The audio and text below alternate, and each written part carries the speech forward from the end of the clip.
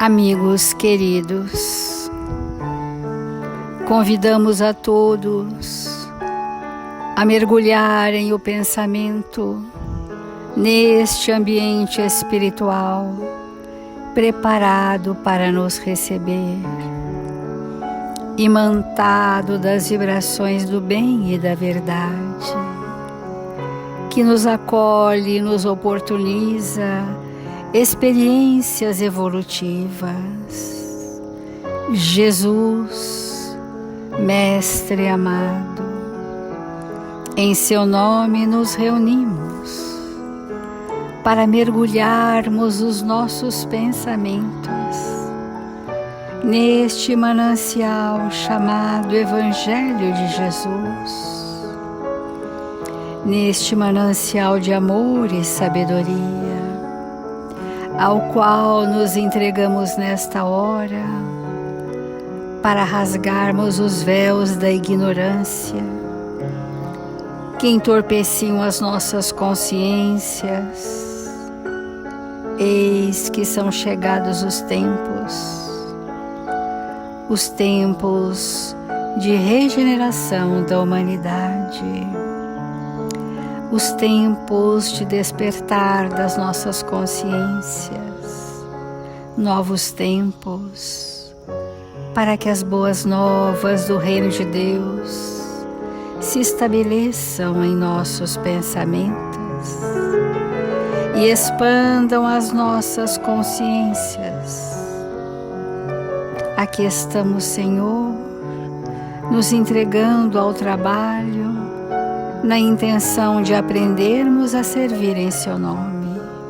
Dá-nos, Senhor, esta oportunidade bendita e que os amigos espirituais responsáveis por este Evangelho possam amparar a nossa pequenez.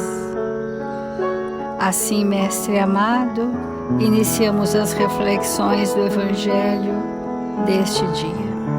Obrigada, Senhor, e que assim seja, Mestre.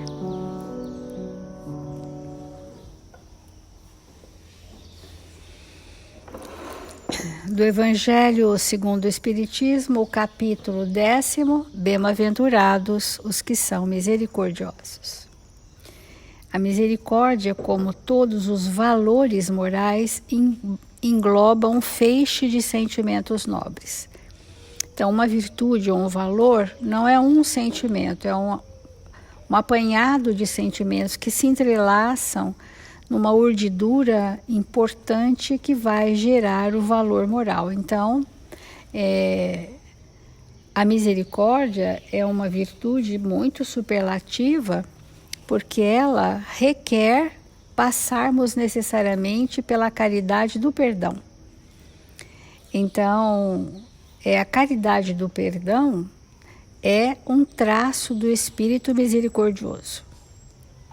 E nesse item que nós estamos, não julgueis, a fim de não sejais julgados, diz assim o item 13. Aquele que estiver sem pecado, lhe atire a primeira pedra, disse Jesus.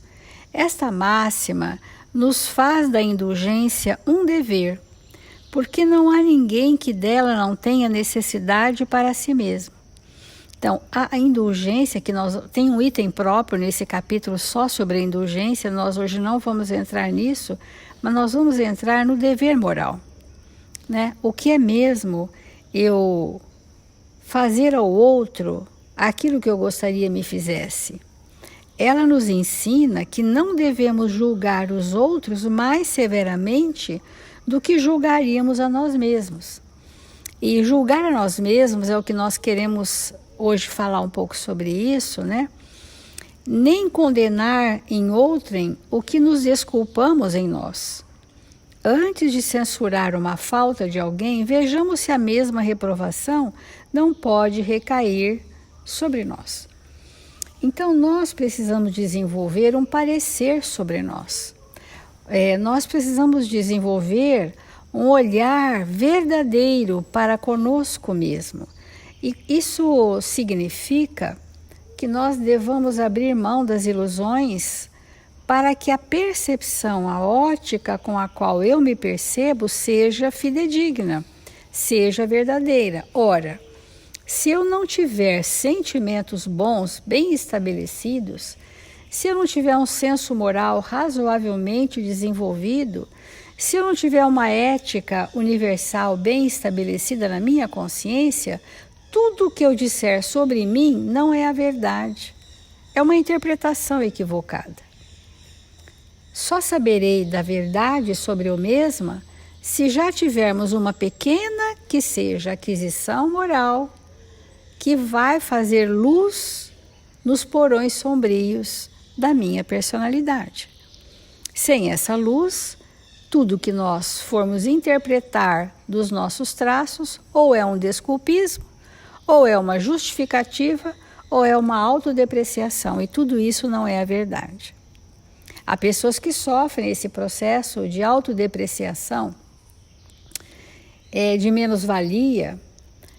Há pessoas que tudo que fazem não é suficiente por conta dessa falsa interpretação de que nada sou, nada sei, nada compreendo, ninguém gosta de mim. Isso é uma falsa interpretação por falta de aquisições morais. Porque se houvesse uma aquisição moral, como eu interpretaria? Eu interpretaria que eu tenho limite sim, ok, mas que eu estou em pleno processo de aquisição. Eu interpretaria que nem todos podem, eu não posso agradar a todos, mas eu posso me aprimorar para agradar cada vez mais sem sair da verdade. Então, nós fazemos compreensões muito equivocadas sobre nós mesmos, né? Ou até aqueles que se acham, que é o item anterior, quem que se acha enaltecido demais na sua personalidade, né?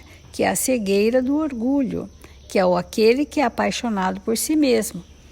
Então, não é simples nós julgarmos os outros como nós julgaríamos a nós mesmos, porque por falta de recurso de nos percebermos.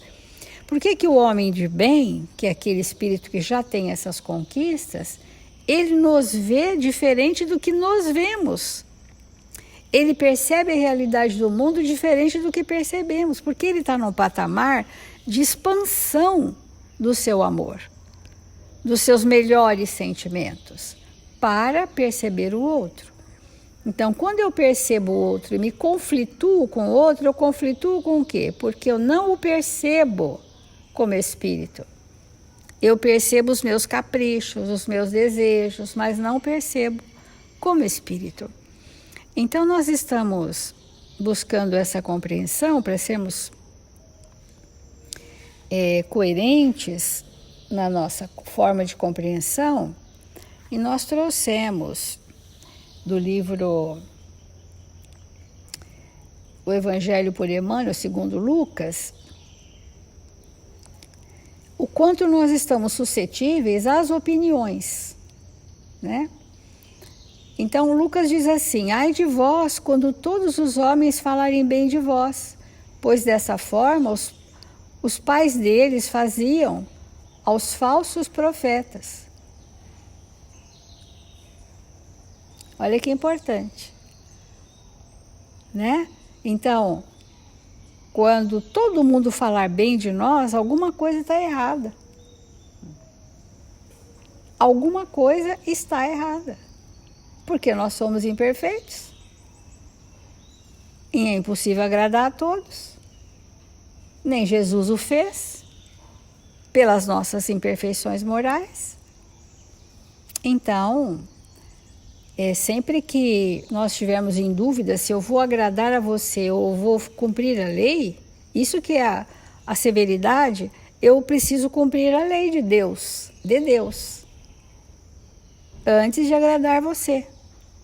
Por isso que Paulo o apóstolo disse: seja o seu falar sim, sim, não, não.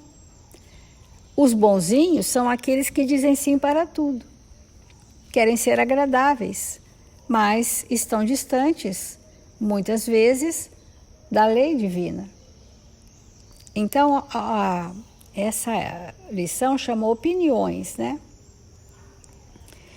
Diz assim Emmanuel: indubitavelmente muitas pessoas existem de parecer estimável, às quais podemos recorrer nos momentos oportunos, mas que ninguém despreze a opinião da própria consciência, porque esse é o nossa instância de recurso maior. É muito importante que alguém me fale, há pessoas que eu considero e ouço bem, mas eu também preciso ouvir a minha consciência e não os impulsos da minha personalidade. Isso é muito sutil, porque pensando ouvir a consciência, eu apenas escuto os meus caprichos pessoais, os meus interesses. Às vezes, alguém a quem estimamos, isso é muito importante, amigos, eles funcionam para nós como se fosse a nossa consciência, que para nós ainda não está acessível. Mas aquela pessoa traz um parecer que nos organiza enquanto espíritos, que nos norteia enquanto espíritos. Mesmo que seja difícil de ouvir, difícil de viver, mas a gente sabe, naquele momento, aquela pessoa amiga foi a consciência para mim, que eu não tenho ainda como acessar livremente, porque eu tenho tampões entre a minha personalidade e a minha consciência. Mas o outro pode ser um representante da minha consciência sob o influxo amoroso dos espíritos que nos amam, que é o médium, né? O médium do bem, o médium da verdade, o médium do evangelho, esse espírito que em muitas circunstâncias são para nós a nossa consciência. Então, mas que ninguém despreze a opinião da própria consciência, porquanto a voz de Deus comumente nos esclarecerá nesse santuário divino. Porque onde está a voz de Deus em nós? Na nossa consciência. É lá que a gente ouve a voz de Deus, que nos contraria mais das vezes, que nos cerceia os impulsos doentes e que nós muitas vezes queremos anestesiar para não ouvir, não é assim que se diz popularmente? Quero me afastar da minha consciência, quero anestesiar a minha consciência, porque ela, a voz de Deus, que nada mais são do que leis de amor, eu não as quero seguir, porque não quero interromper os meus prazeres pessoais. Então, rematada a loucura, é o propósito de contar com a aprovação geral ao nosso esforço. Há pessoas que precisam da aprovação de todos. Por quê? Não tem consciência do bem e do mal, do certo e do errado bem estabelecido. Vão se sentir rejeitadas se a sua posição contrariar. E isso estabelece para o espírito, né, uma insegurança muito grande. Quando Jesus pronunciou a sublime exortação desta passagem de Lucas, agiu com absoluto conhecimento das criaturas. Ele disse, Lucas repete a Jesus, né, falando: quando todos os homens falarem bem de vós, pois dessa forma os pais deles faziam aos falsos profetas, falavam e viviam os falsos profetas, né? E Jesus sabia, o mestre, que num plano de contrastes chocantes como a Terra, não será possível agradar a todos simultaneamente. O homem da verdade, sempre compreendido, sempre será compreendido apenas em tempo adequado pelos espíritos que se fizeram verdadeiros. Vai chegar um tempo em que aquele que foi contrariado pela verdade vai entender: fulano tinha razão. Às vezes é 10 anos depois. Não, mas o que ela falou, ela tinha razão, mas na hora eu não quis aceitar. Então, será compreendido no tempo que se fizerem verdadeiros. O prudente não receberá aplauso dos imprudentes. O prudente não receberá a valorização dos imprudentes, porque quando as pessoas não aceitam a verdade, elas estão no contraste da verdade naquele momento. Dia virá em que elas estarão na verdade, que são as leis. O mestre, em sua época, não reuniu as simpatias comuns. Se foi amado por criaturas sinceras e simples, sofreu impiedoso ataque dos convencionalistas, que era o padrão da moral social da época, que ficaram presos na moral social da época, dos usos e costumes dos povos daquela época. Então, sofreu impiedoso ataque. Mas quem os amou foi amado por criaturas simples e sinceras. O tempo foi a única força de esclarecimento geral. Se te encontras em serviço edificante, se tua consciência te aprova, que te importam as opiniões levianas, insinceras, inverdadeiras? Que te importa? Porque aqui é o julgueis para não seres julgados, julguemo-nos com a severidade da lei, para que possamos julgar o outro com piedade, compaixão. Esta que é a lei divina.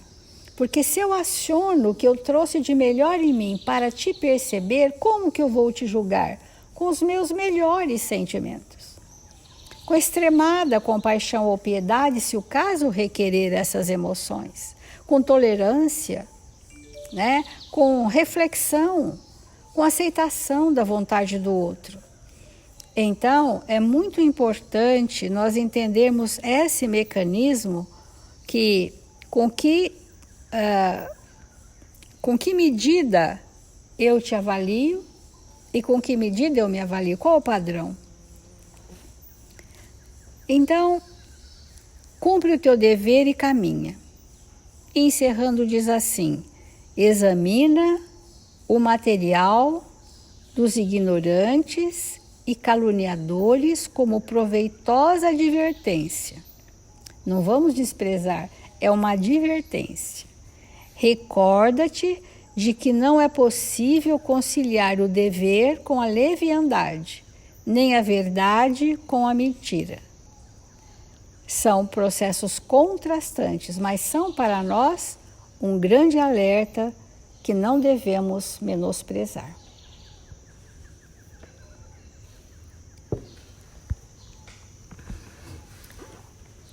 A doutrina espírita é esse manancial infinito de possibilidades de nós sabermos quem somos.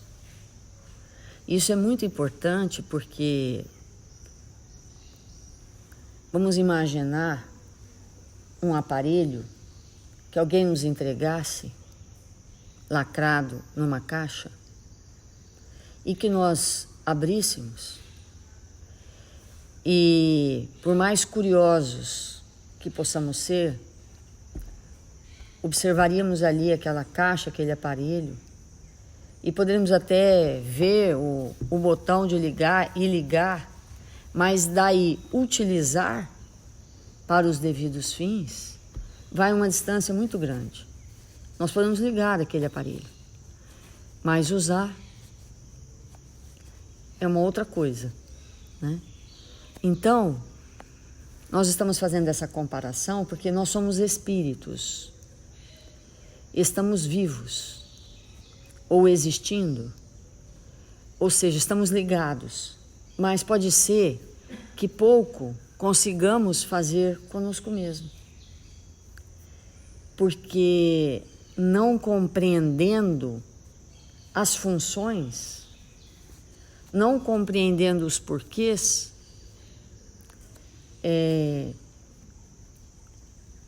não podemos dar a real utilidade à nossa vida, a nós mesmos.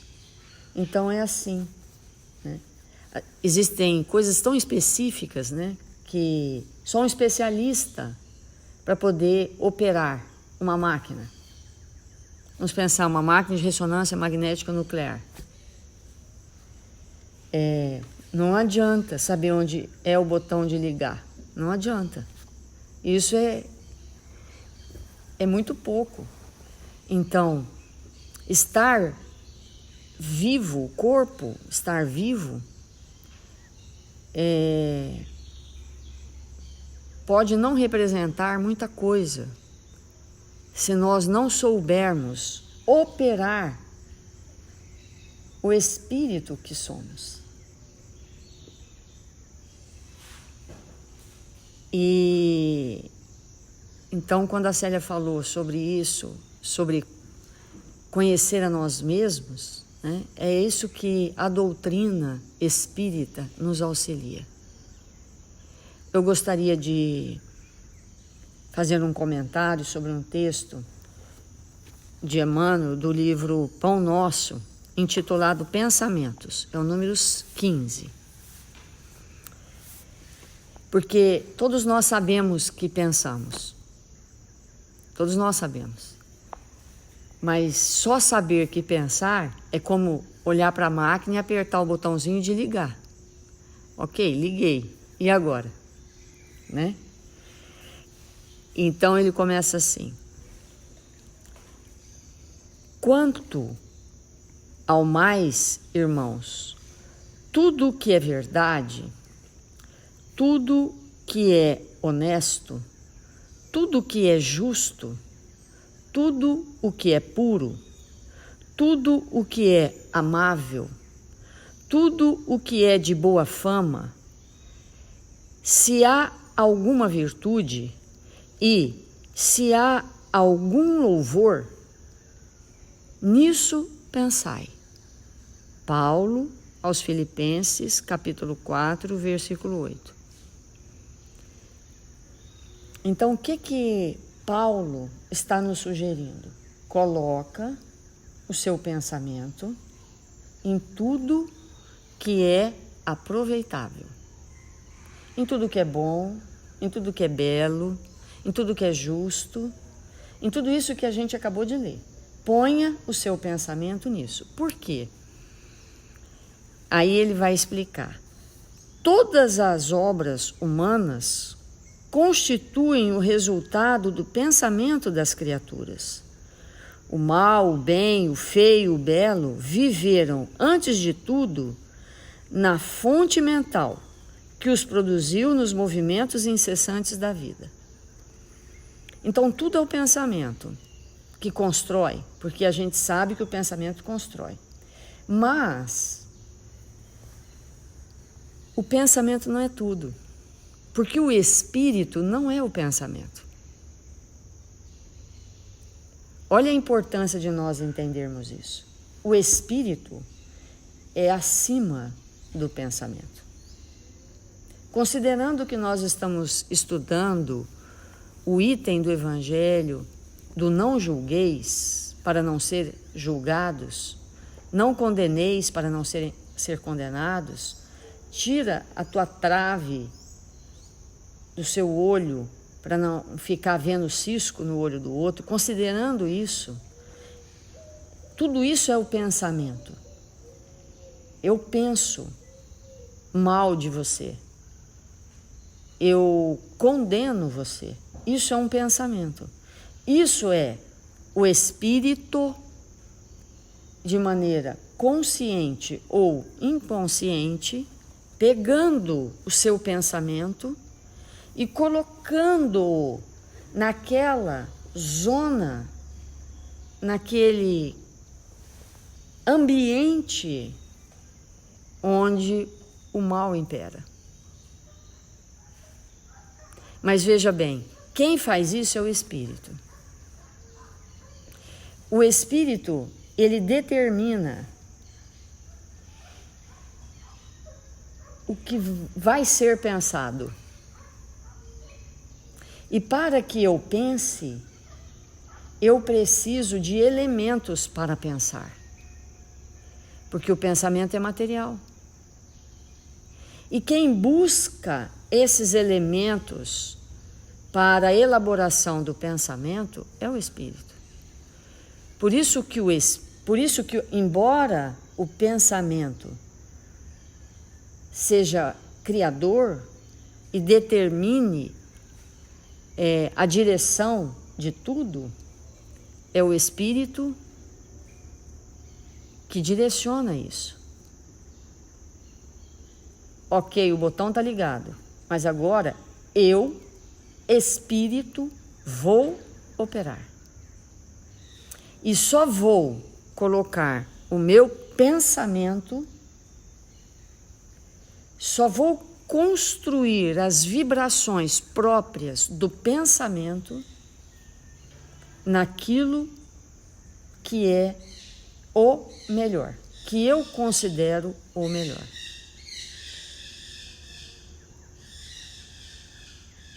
Então, todos nós sabemos que temos condicionamentos, como nós temos aprendido no livro dos Espíritos, né, no estudo dos Evangelhos, nós temos condicionamentos, que é um automatismo,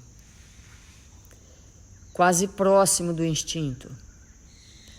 Então, se o Espírito não toma as rédeas, ele passa a operar por aquilo que está na memória e ele funciona automaticamente. E esse processo de interromper isso, de não me permitir mais operar apenas e tão somente pela memória, é o domínio que o Espírito estabelece sobre tudo.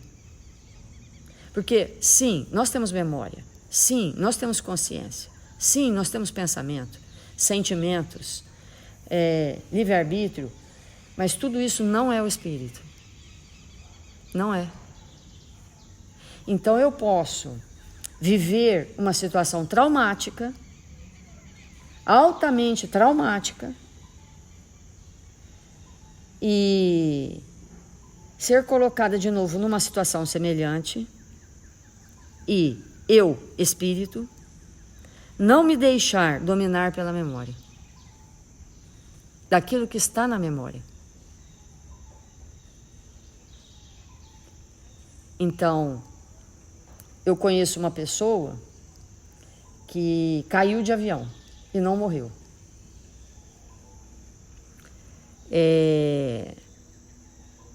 Estava num teco-teco, sobrevoando uma região da floresta, o avião caiu em cima das árvores e na hora que ele viu que caiu, ele conseguiu abrir a porta, ele se despencou lá de cima e quando ele chegou numa parte mais baixa, o avião explodiu.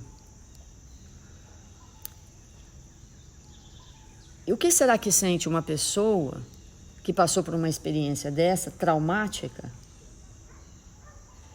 pensar, vou entrar de novo num avião? Porque sim, aquele avião caiu naquela hora, houve um problema. Mas são muito poucos os aviões que caem. A grande maioria não cai. Foi um acidente e nem era para ele morrer. Seria possível essa pessoa, de novo, entrar num avião e ficar tranquilo? O avião não vai cair. Porque eu não sou a minha memória. Eu não sou a memória. E o Espírito pode dominar essa memória. E se ele pode dominar a memória, ele pode dominar o pensamento, ele pode dominar o que ele sente, mas é o Espírito, é o comando. Então, eu posso entrar num comando espiritual de nunca mais, jamais em tempo algum, julgar alguém. Eu vou entrar num estado de vigilância que eu não vou permitir pensar isto.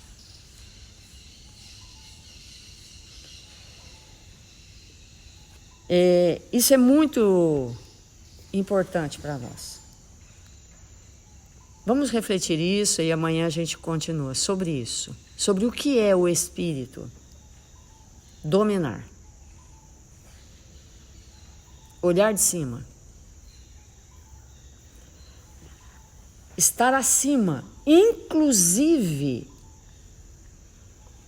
dos seus recursos mais espetaculares. Acima dos seus atributos. Porque hoje ainda nos livros de estudo do Livro dos Espíritos, o Mário fez um comentário importante, né? Ele disse assim: Deus não pertence ao universo. Nós pertencemos, a matéria pertence, mas Deus não pertence ao universo. Né? Então, é isso. A memória me pertence. O pensamento me pertence. O pensamento me pertence. Mas eu não pertenço a ele.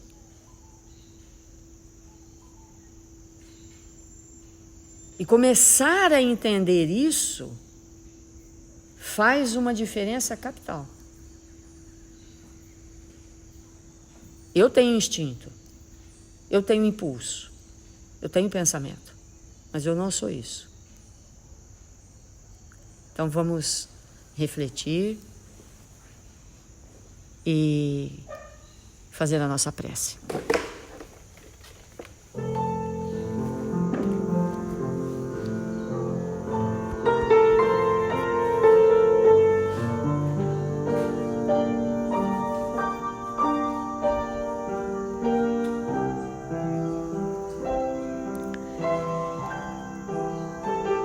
Deus, nosso Pai, Jesus, divino amigo, que tudo tem nos ensinado. Nós nos encontramos aqui, desejosos de aprender e aprender. E aprendendo, Senhor, queremos servir melhor. Auxilia-nos que estas lições de vida eterna possam penetrar profundamente o espírito que somos. Que possamos, Senhor, viver de acordo com as leis de nosso Pai, para que possamos estabelecer a verdadeira felicidade e não ficarmos suscetíveis às querelas do caminho, Senhor. Ampara-nos e fortalece-nos.